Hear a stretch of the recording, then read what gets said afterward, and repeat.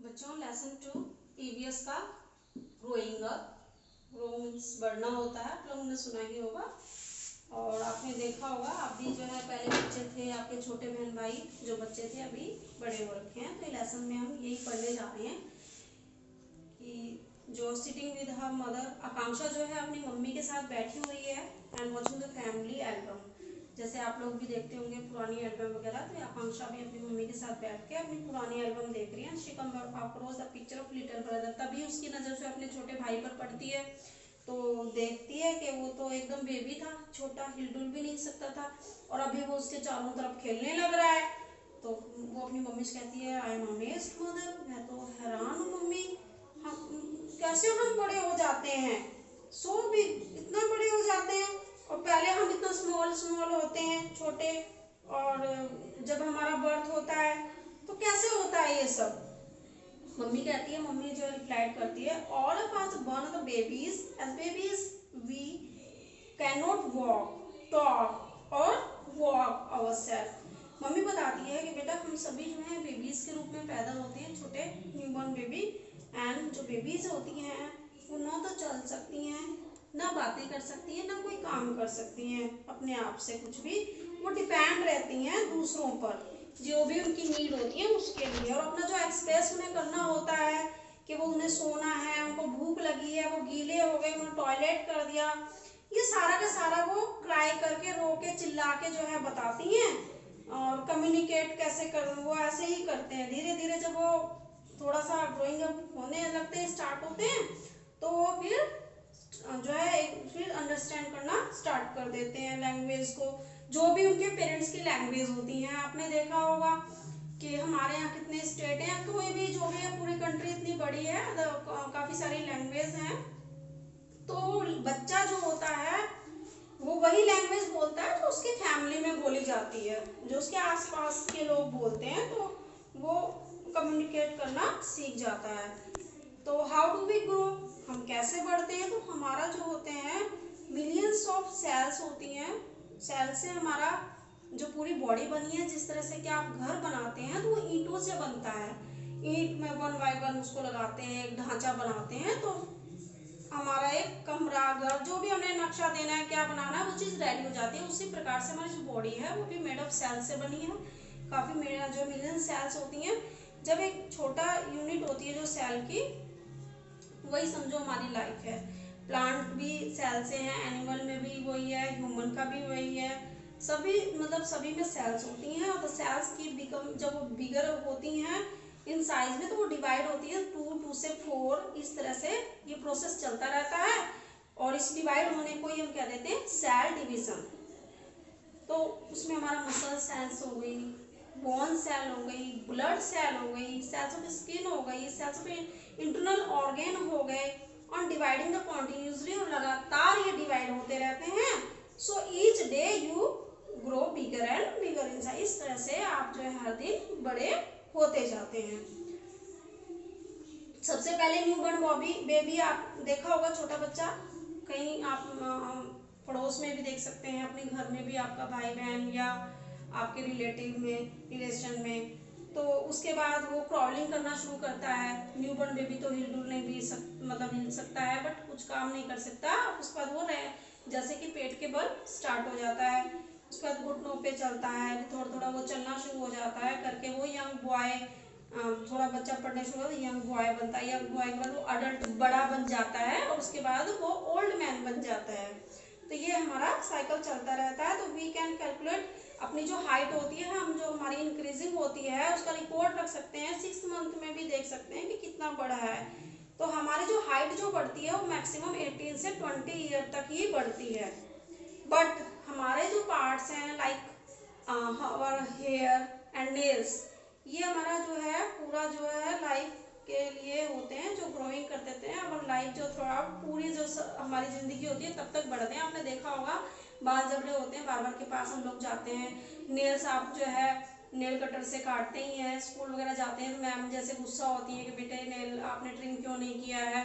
तो नेल्स और जो हेयर, ये वाले पार्ट्स हमारे पूरी लाइफ बढ़ते हैं। अब हम अपनी हाइट माप सकते हैं। 12 इंचेस 1 फीट में होता है। और 1 इंच में 2.5 सेंटीमीटर अप्रोक्सीमेटली होता है। अगर आपने नापना है, मान लो किसी का जो हाइट निकला है वो निकली है 4 फीट 8 इंचेस, अब सेंटीमीटर में कन्वर्ट करना हो तो कैसे करोगे? तो 1 फीट में जो है 12 इंचेस में 1 फीट था, तो ये 4 फीट दे रखा है, तो 4 को 12 से मल्टीप्लाई कर दो और प्लस में तुम्हारा 8 इंचेस आ जाएगा, यानी कि 56 इंच वो बैठ जाएगा। 1 इंच मीन्स 2.5 सेंटीमीटर। इसी प्रकार से आप जो है अपना सेंटीमीटर में हाइट कर सकते हैं। ठीक है, ध्यान रखिएगा। 1 जो आपका 12 इंच होता है 1 फीट,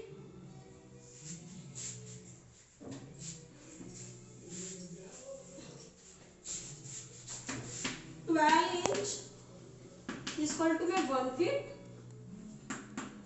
और जो आपका 1 इंच होता है अगर वो सेंटीमीटर लेना है तो आपका 2.5 सेंटीमीटर बनेगा। अब आपकी फॉर एग्जांपल 4 फीट जो है एंड 8 इंच हाइट है, तो आप क्या करेंगे 4 और जी मल्टीप्लाई में आपका 12 और प्लस में 8 हो जाएगा, तो 48 और ये आपका 8 हो जाएगा, यानी कि 56 जो है आपकी इंचेस ये हाइट बैठ गई। और अगर इसको सेंटीमीटर में कन्वर्ट करना है तो 56 को 2.5 से मल्टीप्लाई कर दो, तो आपका 140 सेंटीमीटर हाइट टोटल निकल आएगी। तो इस तरह से आप अपनी भी जो है हाइट को कैलकुलेट कर सकते हो, आपकी जो हाइट होगी। आवर लाइक्स एंड डिसलाइक, हमारी पसंद और नापसंद, ये हम किस फैमिली में रहते हैं, उसके ये कैसे माहौल में रहते हैं उस पर डिपेंड करता है। उसके अलावा हमारे सेंस ऑर्गन होते हैं, we have 5 sense organ. Eyes जिसे हम देखते हैं, नोज सूंघते हैं, टंग हमारा टेस्ट करने के लिए होता है, और ये जो है आपका हैंड जो है होल्ड करने के लिए हो गया, और स्किन जो है आपका फील करने के लिए हो गया। हमारे 5 जो है सेंस ऑर्गन होते हैं, और इन्हीं से हम जो है पहचानते हैं।